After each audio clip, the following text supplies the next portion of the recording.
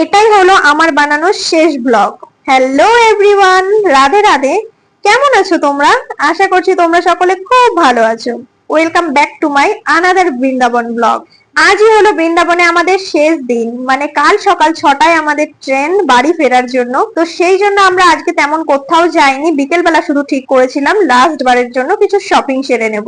But তারপরে আমাদের প্ল্যানটা চেঞ্জ হয় আর আমরা আসি এই মন্দিরটা, যেটার নাম হলো চার ধাম। এখানে 4টি ধামের 4 দেবতাকে রাখা হয়েছে। 1 শ্রী বৈষ্ণব দেবী ধাম, 2 শনি ধাম, 3 শিব ধাম আর 4 রাধা কৃষ্ণ ধাম। এখন তোমরা যেটা দেখতে পাচ্ছ এটা হলো শ্রী বৈষ্ণব দেবী ধাম। জায়গাটা কিন্তু ভীষণই সুন্দর আর প্রচুর বড় এরিয়া নিয়ে তৈরি। সেটা ভিডিওতে দেখে অবশ্যই বোঝা যাচ্ছে না, বাট তোমরা আর্কিটেকচার দেখলে কিছুটা আন্দাজ করতে পারবে।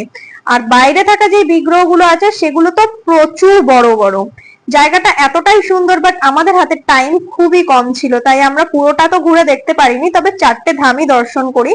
এখানে থাকা শিব ধামটা তোমরা দেখতে পাবে না, কারণ সেই মন্দিরটা কিছুক্ষণ সময়ের জন্য বন্ধ ছিল আর আমাদের হাতে একদমই সময় ছিল না। তাই তোমাদের উদ্দেশ্যে আমি একটাই কথা বলবো, তোমরা যারা বৃন্দাবনে আসতে চলেছো তারা কিন্তু এই জায়গাটায় অবশ্যই এসো, আর হাতে অবশ্যই অনেকটা সময় নিয়ে এসো, কারণ এই জায়গাটা পুরোটা কভার করতে করতে তোমাদের হয়তো একটা বেলা লেগে যেতে পারে। এটা ছিল আমার লাইফের দেখা প্রথম এত বড় শনিদেবের মূর্তি, যেটা আমি আগে কখনো দেখিনি। ক্যামেরায় আমি একদমই তোমাদেরকে বোঝাতে পারছি না এটা ঠিক কতটা বড় ছিল। এখানে থাকা প্রত্যেকটা মূর্তি বিশাল বিশাল আকৃতির ছিল।